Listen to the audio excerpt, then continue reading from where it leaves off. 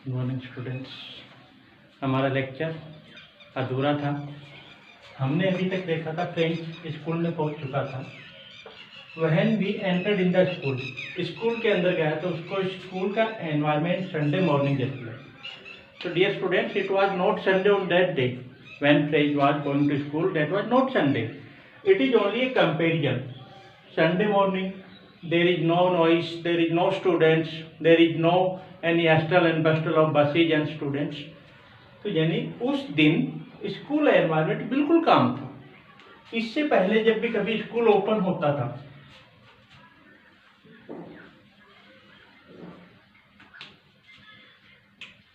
तो closing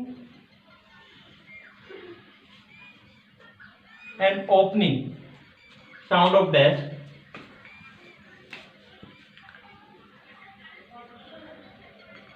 opening sound of desk, desk की खुलने की बंद होने की आवाज, chapter unity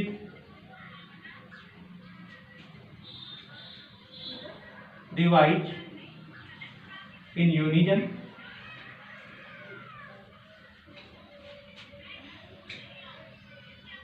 and hustle and bustle.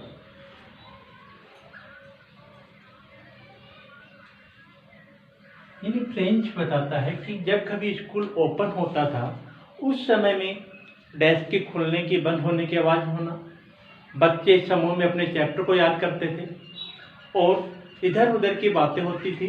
यानी ये जो साउंड्स थी that can be easily heard in the street. यानी जिस गली में ये स्कूल था वहां पर ये आवाजें इजीली सुनाई दी जा सकती थी। हियर और लिसन में डिफरेंस होता है।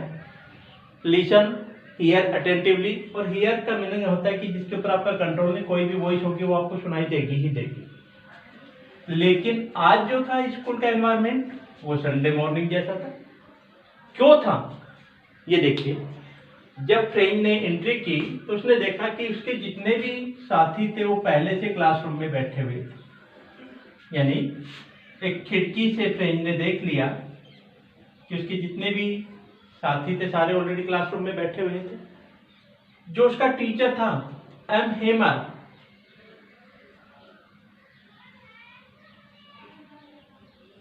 देखिए इसका मीनिंग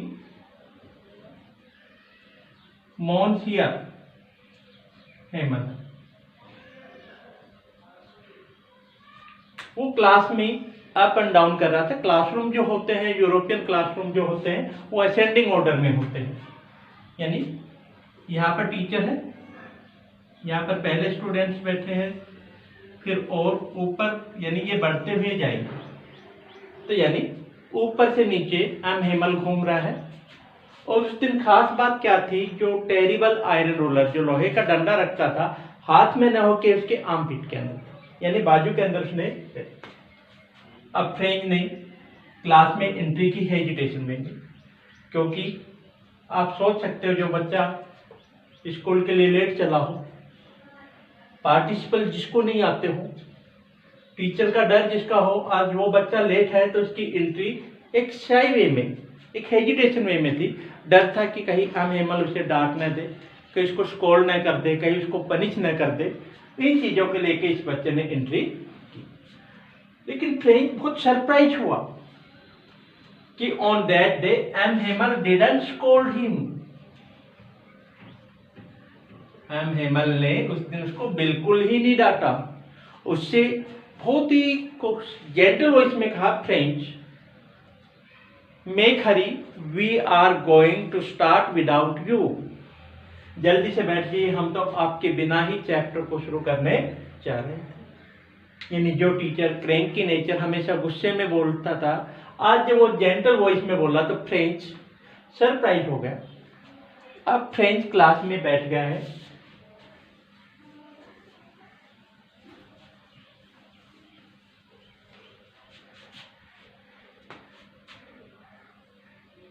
जब सीटिंग पोजीशन में आ गया फ्रेंच, टेक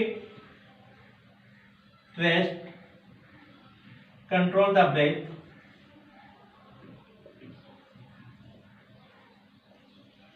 जब अपनी सांसों को कंट्रोल में किया, क्योंकि डरा हुआ बच्चा था, स्कूल दौड़ के आया था, तो उसने ध्यान से देखा जो क्लासरूम की लास्ट बेंचेस थी,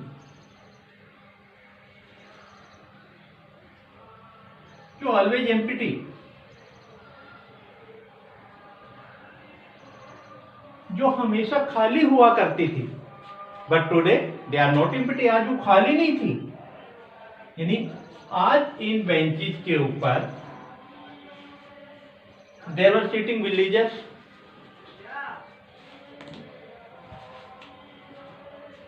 यानी देयर वर सिटिंग विलेजर्स, गांव वाले बैठे हुए थे। फ्रेंच सरप्राइज हुआ, यानी what is new, what is special, today villagers are sitting in the classroom. Obviously it is the matter of wonder या सरप्राइज फॉर ए स्टूडेंट, क्योंकि in the classroom there is the work of students, not the villagers. Who were those villagers, find out. इसमें सबसे पहला शख्स बैठा था जो old hosier. मैंने स्टार्टिंग में कहा था फ्रेंच लैंग्वेज है, हर किसी को रेस्पेक्ट दिया जाता है। बूढ़ा होजर बैठा है, स्पेक्स लगा रखे हैं, और एक सिंपल पीजेंट है। दूसरा जो शख्स बैठा है फॉर्मर मेयर, और तीसरा शख्स बैठा है फॉर्मर पोस्टमास्टर। यानी respected dignities of the villagers were sitting there. और इनके अलावा many villagers too, many villagers too, बहुत सारे गांव वाले भी बैठे हुए हैं। तो फ्रेंच सरप्राइज हो गया कि what is happening, what is special, today villagers are sitting in the classroom. Former dignities है, फॉर्मर मेयर है, फॉर्मर पोस्ट मास्टर है, मैनी विलेजर्स है, ओल्ड होजर है। इनको देखकर फ्रेंच सरप्राइज हुआ। अब एक छोटा सा क्वेश्चन पूछ लिया जाता है, why was French surprise when he was sitting in the classroom. अब दूसरी चीज फ्रेंच को सरप्राइज करने लगी, जो एम्फेमल था, उसने आज स्पेशल ड्रेस पहन रखी थी, ग्रीन कोट, सिल्क शर्ट,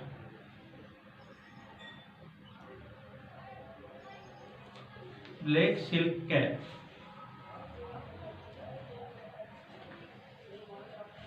ये स्पेशल ड्रेस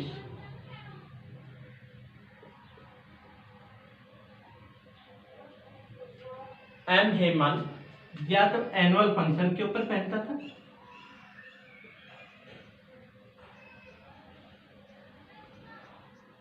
या फिर कोई इंस्पेक्शन डे होता था।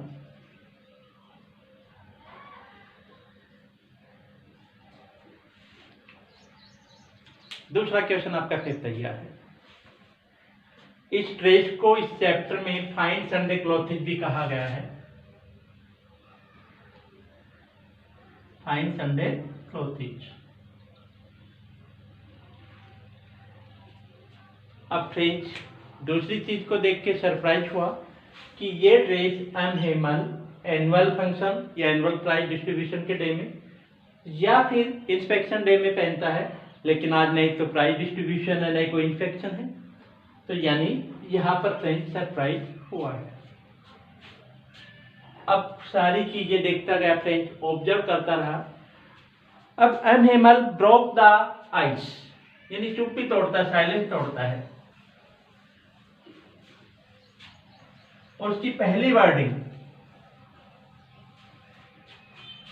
वर्डिंग क्या है कि जो लेक्चर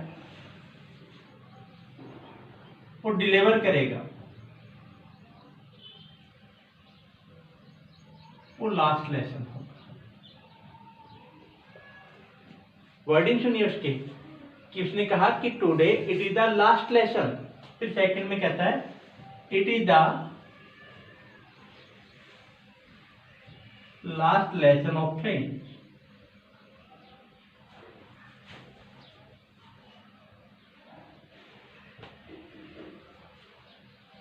ये फ्रेंच भाषा का आखिरी पाठ होगा। और तीसरी wording it is your last lesson, और ये आप लोगों के लिए भी आखिरी पाठ होगा। 80, 70, 71 में ये क्लासरूम है। उन जितने भी स्टूडेंट्स थे, जितने भी विलेजर्स थे, सभी के लिए चैप्टर लास्ट था। क्यों था? क्योंकि एमएमएल ने डिक्लेयर कर दिया है कि बर्लिन से ऑर्डर आ चुके हैं कि अब फ्रेंच लैंग्वेज जो है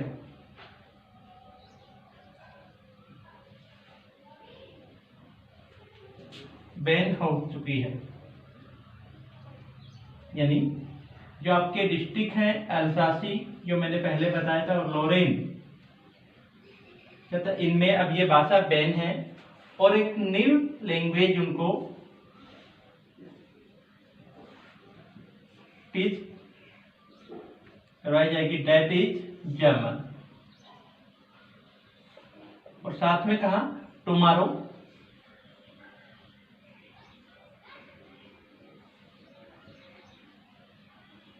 new German teacher will join.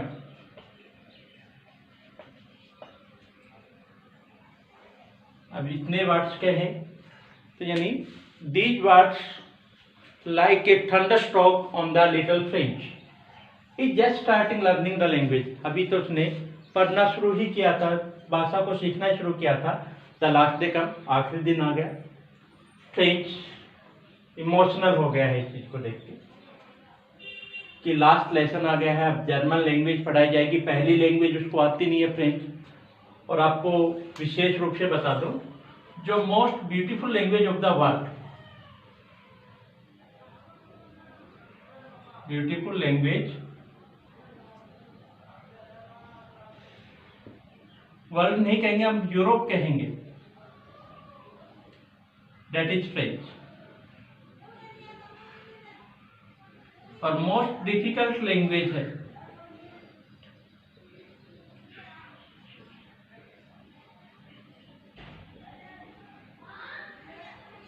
That is German. यानी यूरोपियन कंट्रीज की जो मोस्ट ब्यूटीफुल लैंग्वेज है वो फ्रेंच लैंग्वेज है, मोस्ट डिफिकल्ट लैंग्वेज है वो जर्मन। अब फ्रेंच को, इस भाषा को सीखने में बहुत टाइम लगा है, उसको नहीं आती है, तो आप इमेजिन कर सकते हो कि जर्मन जो डिफिकल्ट लैंग्वेज है उसको कैसे समझ में आएगी। अब एक डायलेमा फ्रेंच के मन में चल रही है। जो टीचर कभी उनको क्रैंकी नेचर का नजर आता था, स्ट्रिक्ट नजर आता था, तो automatically love and affection arise towards that particular teacher. उसके प्रति प्यार, स्नेह उमड़ आता है। अब आपको क्लियर हो गया होगा कि सारे गांव वाले क्यों बैठे हुए थे। यानी they came in the classroom tribute to the service of M Hemal.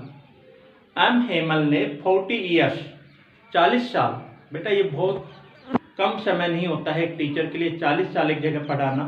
और 40 ईयर्स तक जब कंटिन्यू सर्विस देता है एक टीचर, तो उस प्लेस से love, attachment, affection, respect, emotion connect हो जाती है।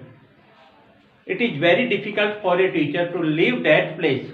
उस टीचर के लिए वो जगह छोड़ना बहुत ही खतरनाक हो जाता है, बहुत ही दुखद होता है उसके लिए। अब करे क्या, उसको जाना है, लेकिन ये उसका लास्ट लेसन है और लास्ट लेसन को सबसे अलग तरीके से पढ़ाना चाहता है। यानी आज तक जितने भी 40 ईयर्स में एम हेमल ने जितने भी लेसन दिए, किसी बच्चे को समझ में आया या नहीं आया, it doesn't matter, but the last lesson will strike the each one heart. हर किसी के दिल को छू गया। देखिए विशेष रूप से देखिए, इस चैप्टर का जो टाइटल दिया था हमने स्टार्टिंग में, मैंने बताया था द लास्ट लेसन। ये एक ऐसा डिटर्मिनर है, ऐसा आर्टिकल है जो विशेष चीज होती है, that unique in the world, जो चीज दुनिया में यूनिक होती है वहीं पर लगता है। यानी कुछ ना कुछ बात थी इस लेसन में, कुछ ना कुछ बात थी इस लास्ट में, जिसने इस चैप्टर को मोस्ट पॉपुलर बना दिया था पूरे यूरोपियन कंट्री। अब अनएमल को 40 साल की सर्विस की ट्रिब्यूट करने के लिए गांव वाले बैठे हुए हैं, उस देश को सम्मान देने के लिए बैठे हैं। दैट इज नॉट देयर, अब उनका है ही नहीं, क्योंकि वो फ्रांस का हिस्सा है नहीं, वो जर्मनी का हिस्सा है। तो गांव वाले भी रेस्पेक्ट के लिए आए थे और जितने भी स्टूडेंट थे वो इमोशनल हो गए थे। अब एम हेमल ने स्टार्टिंग जो की वो देखिए।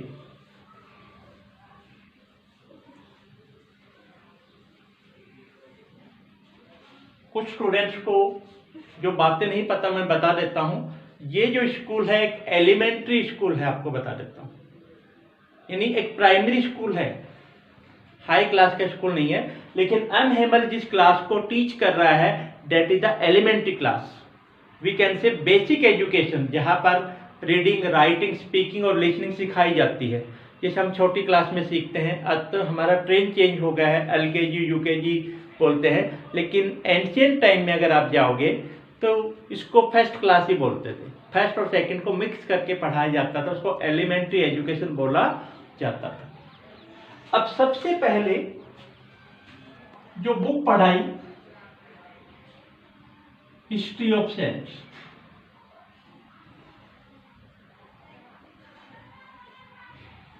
यानी महान हस्तियों की इतिहास पढ़ाया जाता है फ्रांस में।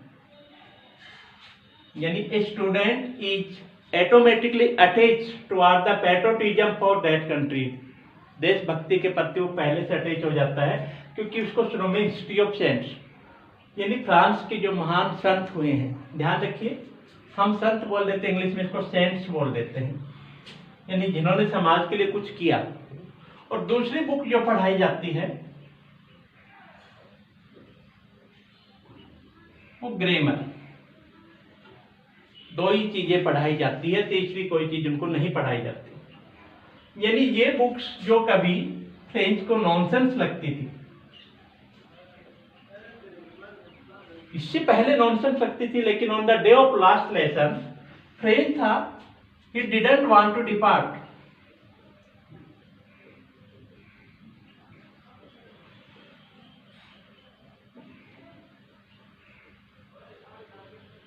फ्रॉम दीज बुक्स, इन किताबों से वो अलग होना ही नहीं चाहता था। देखिए, time change the every situation, time is the most powerful thing in the world which can change everything. Situation can't change the time but time can change the situation. यही किताबें इस बच्चे को नॉनसेंस लगती थी, लेकिन आज लास्ट लेसन है तो ये किताबें इस बच्चे को सबसे ज्यादा अफेक्ट कर रही है, सबसे ज्यादा इनसे अटैचमेंट है, इससे वो डिस्कनेक्ट होना ही नहीं चाहता है। अब ये काम करने के बाद एम हेमल फ्रेंच से क्वेश्चन आस्क कर, डियर स्टूडेंट, ये आपके लिए है कि जिस चीज से जितना डरोगे वो आपके साथ जरूर घटित होगी। यानी the fear which you feel that automatically became true in your life. आपको शुरू में बताया था फ्रेंच किस डर से स्कूल लेट हुआ नहीं आना चाहता था, या वो बंक मारना चाहता था क्योंकि उसे पार्टिसिपल नहीं आते थे। और एम हेमल ने पार्टिसिपल के ऊपर ही क्वेश्चन आस्क कर दिया। फ्रेंच अब क्योंकि पहले ही बहुत जेंटल वॉइस में एम हेमल पढ़ा रहा है तो फ्रेंच को डर नहीं था, तो उसने स्टार्ट किया 2 और 3 वर्ड्स। क्वेश्चन के बिल्कुल सही बोल रहे हैं। जब आपसे कोई टीचर बहुत ही सूथिंग वॉइस में, बहुत प्यारी आवाज में पूछता तो आपके अंदर कॉन्फिडेंस आ जाता है, लेकिन वो कॉन्फिडेंस टीचर की वॉइस का है। आपका कॉन्फिडेंस, क्योंकि आपने तो घर पे वो चीज पढ़ी नहीं, आपने स्टडी नहीं की, सेल्फ इंट्रोडक्ट नहीं किया, तो 2-3 वर्ड बोलने के बाद फ्रेंच मिक्सअप हो गया। मिक्सअप का मतलब होता है उलझ जाना, कोई लाइन कही कोई नहीं, और फिर चुपचाप अपनी गर्दन को झुका के खड़ा हो गया। You know, when a student is unable to give the answer, so he bent his head and became the most innocent creature of the world. यानी जब किसी बच्चे को क्वेश्चन नहीं आता है तो दुनिया का सबसे मासूम प्राणी बन के वो खड़ा हो जाता है, गर्दन झुका के खड़ा हो जाता है।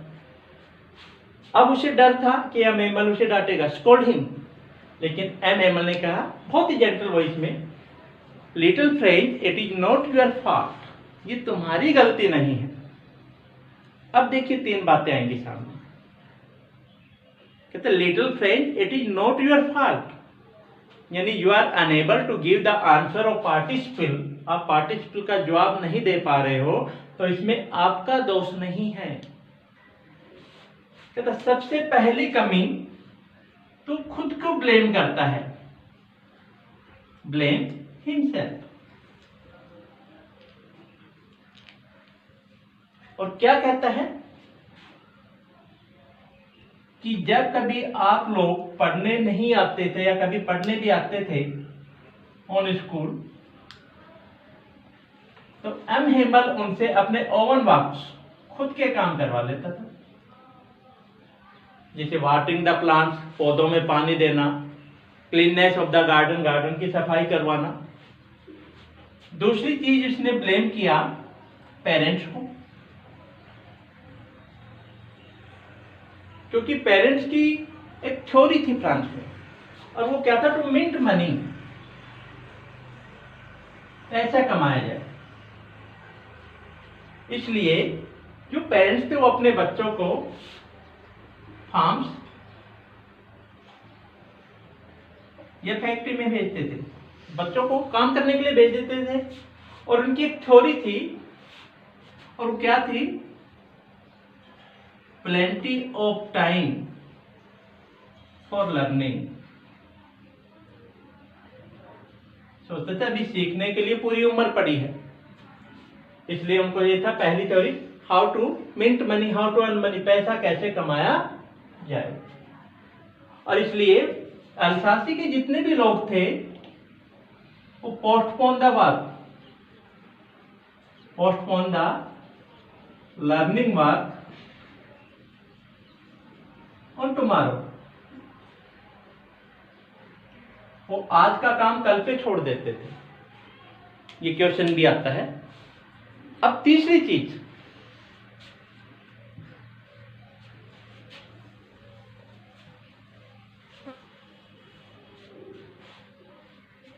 जो स्टूडेंट्स थे,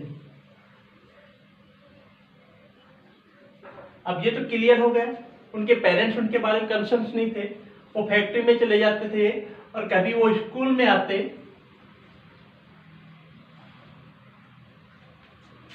तो बीच में ही बंक करके या तो स्नो गेम्स के लिए चले जाते, बर्फ के खेल खेलना क्योंकि वहां बर्फ गिरती है, या फिर फिशिंग करने चले जाते थे। और बाय मिस्टेक अगर वो स्कूल पहुंच गए तो कभी तो एम हेमल हॉलीडे डिक्लेयर कर देता था,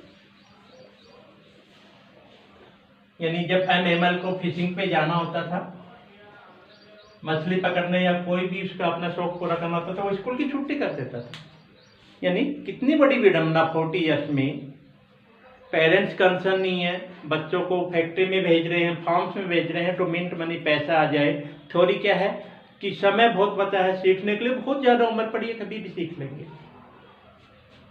एम हेमल, वो कभी बच्चे आते तो एम हेमल छुट्टी मार जाता, और कभी बच्चे छुट्टी मार, यानी वो स्कूल इतना लगा ही नहीं। यानी 75 ईयर्स तक वहां पर ये लेसन नहीं पढ़ाया गया था, लेकिन 40 ईयर्स तक जब तक एम हेमल ने पढ़ाया, यानी उस समय तक 40 ईयर्स तक जितने भी स्टूडेंट्स आए, they were not responsible for learning.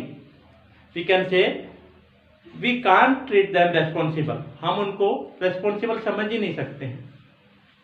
लेकिन आज लास्ट डे है, तो यानी everyone become responsible, everyone wants to learn French language, हर कोई फ्रेंच लैंग्वेज सीखना चाहता है। इसलिए एम हेमल सबसे पहले सभी को ब्लेम करता है। देखो, सबसे पहले उसने खुद को ब्लेम किया। आप किसी को सीधा दोष नहीं दे सकते। अगर आपको किसी को दोष देना है, पहले अपने ऊपर लो, फिर दूसरों के ऊपर बताइए।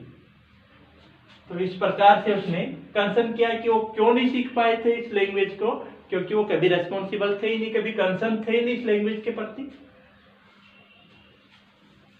लेकिन अब एम हेमल जाते जाते अल्सासिक और फ्रांस लोरेन के लोगों के बीच में पैट्रोटिज्म की फीलिंग डेवलप करना चाहता है। और उसने सबसे पहली बात कही फ्रेंच लैंग्वेज।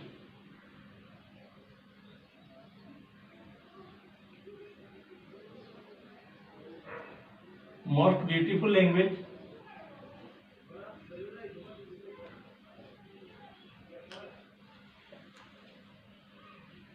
यूरोप की सबसे खूबसूरत भाषा है,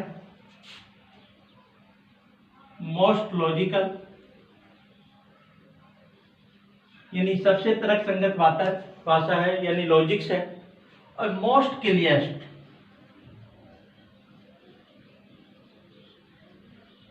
यानी इससे ज्यादा स्पष्टवादिता किसी भाषा में है ही नहीं यूरोपियन कंट्री में। तो पहली बात में ही क्लियर कर दिया है एम हेमल ने कि दुनिया की सबसे खूबसूरत भाषा है, सबसे अच्छे इसमें लॉजिक्स हैं, सबसे अच्छी क्लियरिटी है, इससे अच्छी कोई भाषा हो ही नहीं सकती।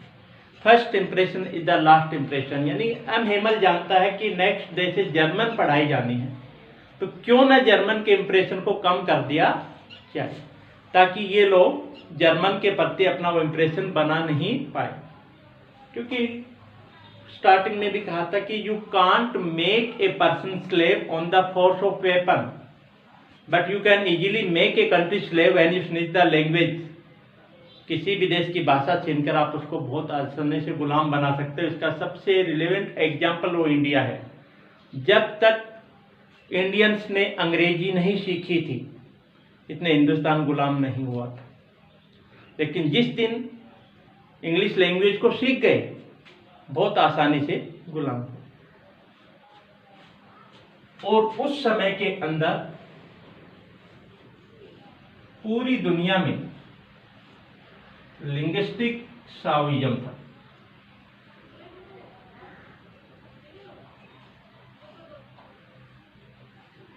इन सभी चीजों से क्लियर है कि हर देश अपनी भाषा को सबसे खूबसूरत बताता था। पूरे यूरोपियन कंट्रीज में लिंग्विस्टिक शाओइज्म था। वहां ध्यान से सुनिए, कुछ बातें हैं जो आगे आपके काम आएंगी। लिंग्विस्टिक शाओइज्म का क्वेश्चन है बिग, उसमें भी काम आएगी। देखिए,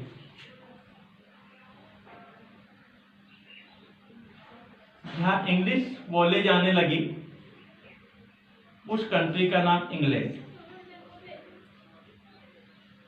जहां पर सबसे ज्यादा फ्रेंच भाषा बोली जाती थी उस कंट्री का नाम फ्रेंच। जहां जर्मन बोली जाती थी उस कंट्री का नाम जर्मनी। यानी आइडेंटिटी लैंग्वेज के ऊपर है। स्पेनिश बोली जाती है, उस कंट्री का नाम स्पेन। स्वीडिश बोली जाती है, उस कंट्री का नाम स्वीडन। कितने एग्जाम्पल हम आपको बताएं।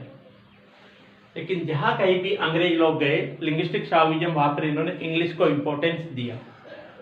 अब हिंदुस्तान की बात करें, इंडिया का अपनी भाषा के ऊपर नाम ही नहीं है, इंडियन लैंग्वेज ही नहीं है कहीं भी। पूरे वर्ल्ड में एक ऐसा कंट्री है जिसके हिंदी और इंग्लिश दोनों नेम डिफरेंट है।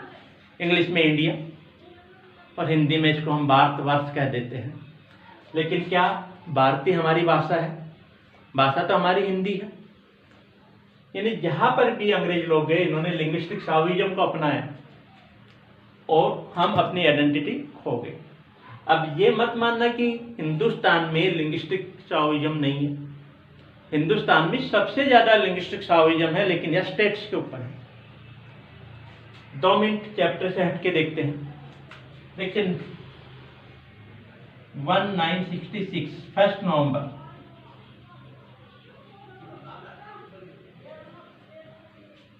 जिन लोगों की लैंग्वेज पंजाबी थी वो एरिया पंजाब कहलाया, और जिनकी लैंग्वेज हरियाणवी थी वो एरिया हरियाणा कहलाया, और जो हिमाचली बोलते थे और वो एरिया हिमाचल कहलाया।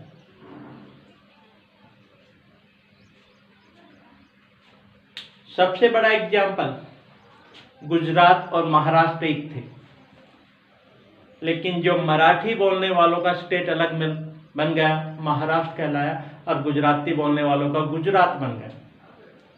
उसी प्रकार तमिलनाडु, तमिल बोलने वालों का तमिलनाडु बन गया, लेकिन जो कन्नड़ बोलते थे उनका कर्नाटका बन गया, तेलुगु बोलते थे उनका आंध्रा बन गया। यानी हिंदुस्तान के अंदर जितने भी स्टेट फॉर्मुलेटेड हुए हैं वो लिंग्विस्टिक साविज्म के ऊपर हुए हैं, लेकिन इस देश का नाम लिंग्विस्टिक साविज्म के ऊपर नहीं। तो यही काम था, अडोल्फ बिस्मार्क ने लिंग्विस्टिक साविज्म को अपनाया। उसको पता था कि अल्सासी और लॉरेंस को गुलाम नहीं बनाया जा सकता, जब तक ये लोग फ्रेंच को जानेंगे गुलाम नहीं बनेंगे, तो सीधी उनकी भाषा उन लोगों से छीन ली और उनके ऊपर जर्मन इंपोज कर। अब हेमल तो दूसरी चीज बोलता है अल्सासी और फ्लोरेंस के लोगों से कि आप फ्रेंचमैन होने का प्रिटेंड